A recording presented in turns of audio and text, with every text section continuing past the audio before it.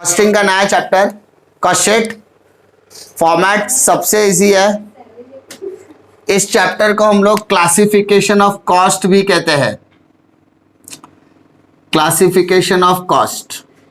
अब ध्यान देने वाली बात क्या है, क्लासिफिकेशन ऑफ कॉस्ट मतलब क्या, किसी भी प्रोडक्ट को बनाने के लिए कुछ खर्चे लगते हैं, उस खर्चे को हम लोग क्या कहते हैं, कॉस्ट।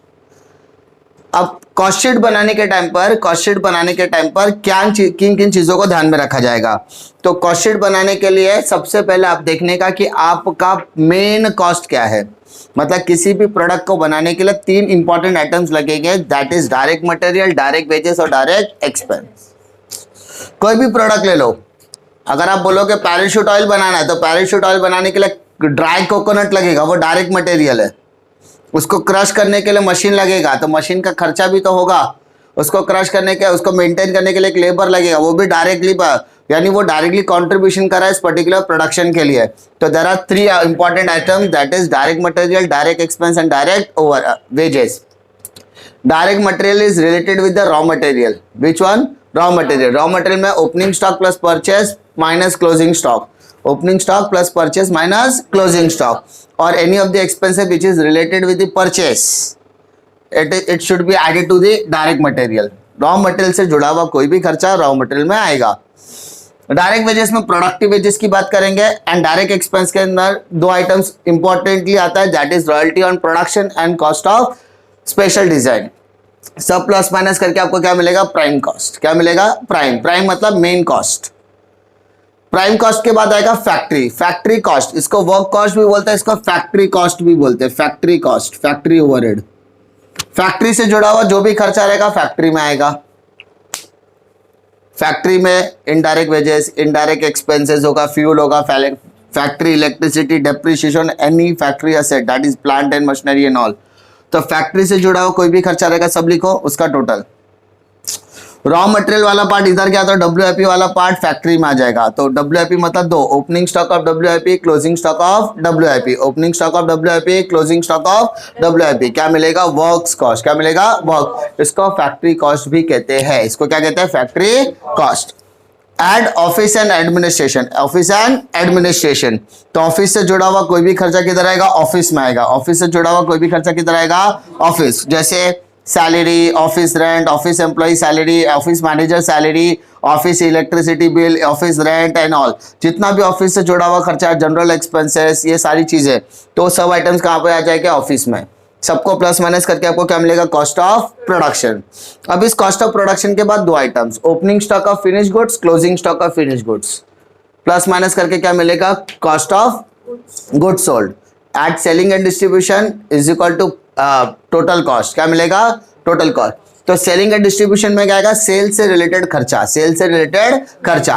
यहां पर किसी भी तरीके का फाइनेंशियल आइटम आपको देखने के लिए नहीं मिलेगा। फाइनेंशियल आइटम्स का मतलब क्या होता है? Interest paid, dividend paid, commission paid, ठीक है, ये सारी आइटम्स आपको देखने के लिए नहीं मिलेंगे। उसके अलावा सब प्लस माइनस करेगा total cost, add profit is equal to sales. याद रखने के लिए आप सिर्फ हेडिंग्स याद करो। क्या याद करो? हेडिंग्स। कैसे? Direct material plus direct wages plus direct expense is equal to prime cost, plus factory overhead is equal to work cost, plus office and administrative overhead is equal to cost of production, plus selling and distribution is equal to cost of total cost, add profit is equal to sales. यह sequence है। अब इस sequence के अंदर कुछ items में modification हो जाता है। Direct material related with the raw material, prime cost of factory overhead में ऐड करने के लिए बाद, यानी इसके बाद एक प्रोसेस आ जाएगा WIP से रिलेटेड। किससे related? WIP। Opening stock of WIP, closing stock of WIP, and office के बाद एक पार्ट ऐड हो जाएगा, that is finish goods. Opening stock of finish goods, closing stock of finish goods, ये part हमारा add हो जाता है। इसके अलावा हमारे लिए एक फॉर्मूला हमारे लिए बहुत ज्यादा इंपॉर्टेंट है, SPOC। ठीक है, S stands for sales, P stands for production, O stands for opening stock, C stands for closing stock. Understood? Question में बोलेगा calculate sales if production is so and so, opening stock and closing stock is so and so. सो आपको ये formula लगाना है और आपका क्या मिलेगा, प्रोडक्शन। आपको बोलेगा सेल्स कैलकुलेट कर, तो सेल्स भी इसी से निकालेगा, प्रोडक्शन भी इधर से निकलेगा, ओपनिंग भी मिलेगा और क्लोजिंग। बस याद रखना ये 4 में से 2 या 3 इंफॉर्मेशन आपके पास होनी चाहिए। 2 इंफॉर्मेशन है, यानी ये 4 में से कोई भी चीज निकालने के लिए बोलेगा तो यही फॉर्मूला इस्तेमाल होने वाला है, एसपी एंड ओसी। एसपी मतलब S stand for sales is equal to production plus opening minus closing. 1 mark के क्वेश्चन के लिए या ऐसा बोल सकते हैं एमसीक्यूज में हमको क्या क्या पूछ सकते हैं। एक तो ये पार्ट हो गया, दूसरा इसके अंदर जो आइटम्स आते हैं ना, वो आइटम्स कहां पर आएंगे, सेलिंग में आएंगे, ऑफिस में आएंगे, फैक्ट्री के अंदर आएंगे, या डायरेक्ट मटेरियल के अंदर आएगा डायरेक्ट वेजेस, या ऐसा बोल सकते हैं direct material plus direct wages plus direct expense is equal to dash क्या आएगा, प्राइम कॉस्ट। ठीक है, तो उसके बाद ऐसा बोल सकते हैं prime cost plus factory overhead is equal to dash क्या आएगा, वर्क कॉस्ट। क्या आएगा, work cost. Work cost plus office and administration dash क्या मिलेगा, कॉस्ट ऑफ प्रोडक्शन।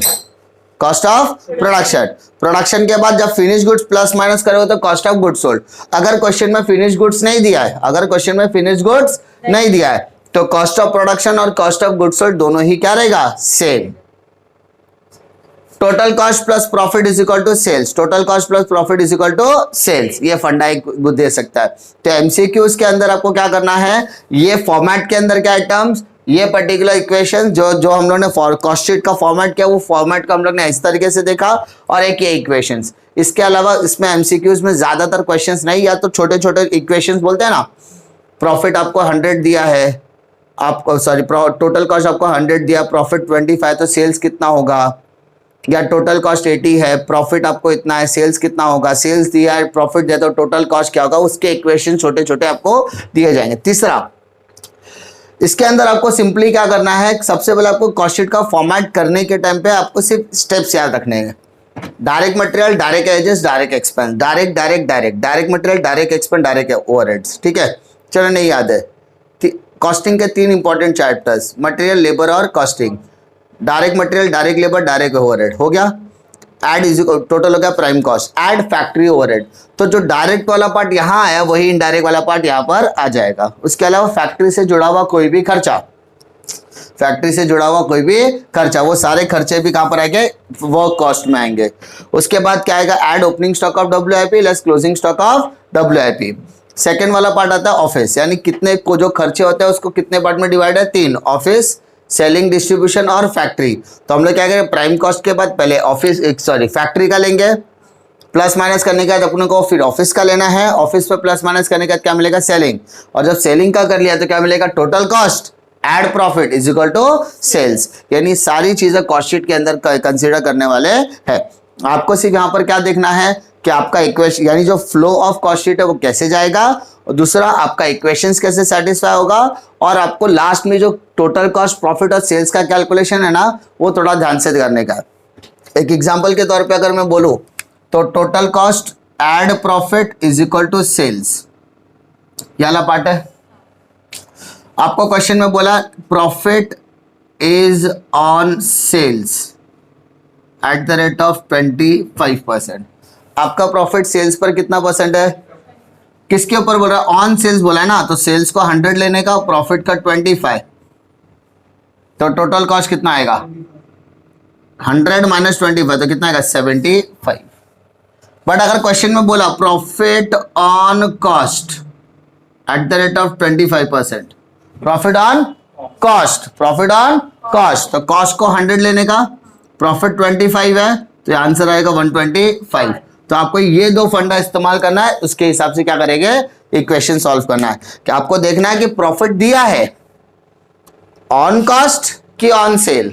सेल बोला है तो सेल को 100 लेने का, कॉस्ट बोला है तो कॉस्ट को 100 लेने का, और अगर 100 माइनस 25 तो 75 आ जाएगा, और यहाँ पे 100 प्लस 25 125। तो ये तीनों इक्वेशन को सेटिस्फाई करने के बाद आपको अमाउंट जाएगा, क्रॉस मल्टीप्लाइड करके आप प्रॉफिट भी निकाल सकते हो, सेल्स भी निकाल सकते हो, और टोटल कॉस्ट भी निकाल सकते हो इस पर्टिकुलर इक्वेशंस के ऊपर। 25 की जगह पर 20% भी दे सकता है, 15% भी दे सकता है, 30 या 50% भी दे सकता है। It depends on question. Simple कि आपको किस तरीके से इक्वेशंस देगा। ठीक है।